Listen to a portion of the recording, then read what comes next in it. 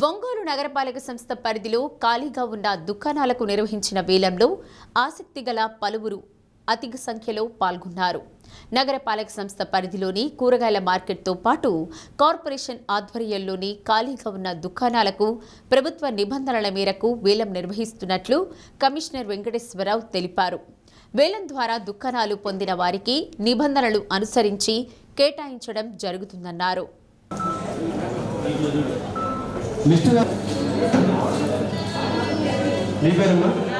ఒంగోలు నగరపాలక కార్పొరేషన్లో మార్కెట్లు, అట్లానే హోల్సేలు, రీటైలు, చేపల మార్కెట్లు, అట్లానే మన అక్కడే ఉన్నటువంటి క్యాంటీను, పోస్ట్ ఆఫీస్, దాంట్లోనే ఉన్నటువంటి పోస్ట్ ఆఫీస్ రూములు, బ్యాంకులు, ఇట్లాంటివన్నీ కూడా దాంట్లో ఖాళీగా ఉన్నటువంటివన్నీ కూడా మేము ఈరోజు తిరిగి వేలంపాట వేయడం జరుగుతుంది. అందులో కూడా ఔత్సాహికులు పాల్గొనదలిచిన వారు కాస్త ఎక్కువ మొత్తంలోనే హుషారుగా పాటలో పాల్గొంటున్నారు. ఇది కార్పొరేషన్కి సంతోషదాయకమైన విషయము. కాబట్టి ఒకవేళ ఏదైనా పొరపాట్లు జరగకుండా చూసుకునే పద్ధతిగా మేమందరం కూడా ఏర్పాట్లు చేసి ఉన్నాము. అంతా పకడ్బందీగానే దీని మార్కెట్ పాటలు జరుపుతున్నాము.